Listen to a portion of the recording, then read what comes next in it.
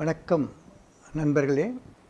நிறைய என்னுடைய மருத்துவ சிகிச்சைக்கு இந்த கற்பக சுவாசாலயக்கு வர நண்பர்கள் எல்லாம் டாக்டர் நிறைய இந்த கொரோனாவை பற்றி நியூஸ் வந்துட்டுருக்கு, இதை நினச்சி நாங்கள் பயப்படணுமா, இதை எப்படி எதிர்கொள்கிறது, இதுக்கு நாங்கள் எதாவது ப்ரிகாஷன்ஸ் எடுத்துக்கணுமா, ஏதாவது தடுப்பூசி இருக்கா, ஏற்கனவே நாங்கள் எடுத்துன தடுப்பூசி இதை ஹெல்ப் பண்ணுமா, இப்படி 1000 கேள்விகள் கேட்குறாங்க. இதெல்லாம் யோசித்து பார்க்கும்போது ஜஸ்ட் ஒரு ஃபியூ மினிட்ஸ் அவங்கக்கிட்ட முக்கியமான சில செய்திகள், சில கருத்துக்கள், சில அறிவுரைகள் இதை உங்களோட பக்கத்தில் இருந்தால் அது உங்களுக்கு ஹெல்ப்பாக இருக்கும். அதுதான் இந்த பதிவோடைய நோக்கம். நம்பர் 1, இப்போ வந்திருக்கிற கொரோனா முன்னாடி வந்த அந்த பீட்டா மாதிரியோ முதல்ல வந்தது நிறைய பேர் குடும்பமாக கொத்தாக இறந்து போனாங்களே, அப்படிப்பட்ட மோசமான கொரோனா வைரஸ் கிடையாது. இப்போ வந்திருக்கிறது ஒரு J1 வேரியண்ட்டுன்னு சொல்லுவோம். ஒமிக்ரான்னு நம்ம கேள்விப்பட்டோம் இல்லையா, 2022 ஒமிக்ரான், அப்புறம் ஒமிக்ரான் வேரியண்ட்டுன்னு வந்தது. ஒமிக்ரான் வேரியண்ட் வந்து அந்த கொரோனா மாதிரி அந்த அளவுக்கு பாதிப்பு கொடுக்கல. ஒரிஜினல் கொரோனா மாதிரி எப்படி அந்த இந்தியன் 1 பயங்கரமாக ஓடுது, ஆனால் இந்தியன் 2 பயங்கரமாக ஃப்ளாப் ஆச்சு, அது மாதிரி அந்த ஒமிக்ரான் வந்து அந்த ஒரிஜினல் கொரோனா அளவுக்கு தாக்கம் கொடுக்கல. நிறைய பேர் வந்து சும்மா சஃபர் பண்ணாங்க, ஒரு கோல்டு, காஃபு, மைல்டாக சோர் த்ரோட்டு, ஃபெட்டிக், உடம்பு வலி, இப்படி தான் வந்தது. இந்த சிம்டம்ஸ் வந்து கொரோனாவுக்கு மட்டும் கிடையாது, நிறைய நோய்களுக்கு காமனாக இருக்குது. ஃப்ளூலையும் இதே சிம்டம்ஸ் தான் இருக்கும்.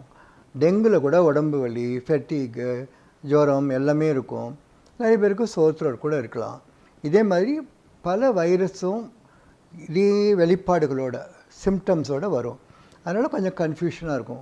இப்போது நியூஸ் பேப்பரில் நிறைய பார்க்குறோம் கொரோனா பரவின்னு. நம்ம அடிப்படை உண்மை என்னென்னா, இப்போ பரவுகிற கொரோனா ஒமிக்ரான் வேரியண்ட், J1 வேரியண்ட்னு சொல்கிறோம். இதில் வந்து அந்த கொரோனா வைரஸில் வந்து ஸ்பைக் ப்ரோட்டீன்ஸ்னு இருக்கும், முள்ளாக இருக்கும். அதில் வந்து ஒவ்வொரு ஸ்பைக் ப்ரோட்டீன்லேயும் ஒரு சின்ன மாற்றம் நிகழ்ந்ததுன்னா, அந்த புரதம் இருக்கு இல்லையா, ப்ரோட்டீன், அந்த ப்ரோட்டீன் கொஞ்சம் மாறுதல் அடைஞ்சதுன்னா அது வந்து பரவும் தன்மையும் மாறும். ஒருத்தர் அஃபெக்ட் ஆகிருக்காருன்னா அவங்கள்ட்டேருந்து இன்னொருத்தருக்கு போகணும் அப்படின்னா இன்ஃபெக்டிவிட்டின்னு சொல்லுவோம் இல்லையா, எப்படி இந்த நோய் ஒருத்தர் தொற்றும் தன்மை இருக்கு இல்லையா, அது ரொம்ப மாறும். இப்போ வந்திருக்கிற வேரியண்ட் வந்து நிறைய ஸ்பைக் ப்ரோட்டீன்ஸில் நிறைய சேஞ்சஸ் இருக்குது. அதனால் அது விடுவிடுன்னு பரவும் அப்படின்னு பொதுவான செய்தி வந்துட்டுருக்கு. அதனால் நீங்கள் யாரும் பீதி அடைய வேண்டாம். இப்படி மாற்றம் அடைஞ்சால் கூட இது வந்து கொடுக்குற தாக்கம் கம்மியாக தான் இருக்கும்.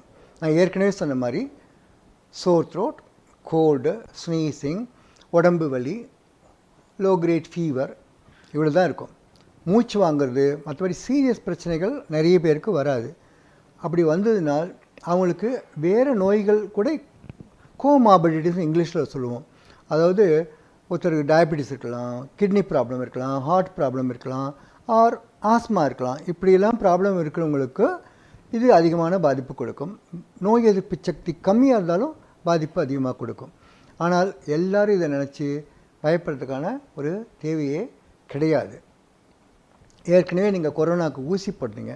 இப்போ நான்லாம் கொரோனாவுக்கு 3 ஊசி போட்டுருக்கோம்.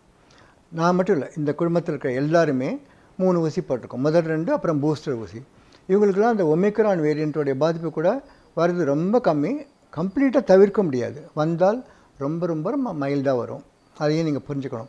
ஸோ நீங்கள் ஏற்கனவே கொரோனா ஊசி போட்டுக்கலை அப்படின்னா, கொரோனா ஊசி போட்டுக்கிறது பாதுகாப்பானது தான். அதை பற்றி எக்கச்சக்கமான வதந்திகள், தப்பான செய்திகள், பொய்யான வதந்திகள், வேணுன்ட்டே அந்த வேக்சினை பற்றி தவறான விஞ்ஞானபூர்வமாக ப்ரூவ் பண்ணாத உண்மைகள், அதெல்லாம் வந்து நிறைய பேரை ரொம்ப குழப்பம் அடைய வைத்துட்டு. அதனால் நீங்கள் அதெல்லாம் நம்பவே கூடாது.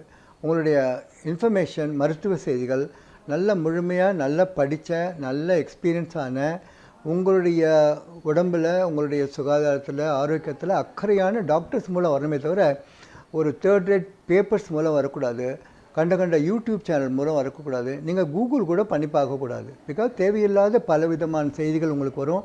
அதை நினச்சி நீங்கள் பயப்படுவீங்க. திருவள்ளுவர் சொல்கிறார் இல்லையா, 5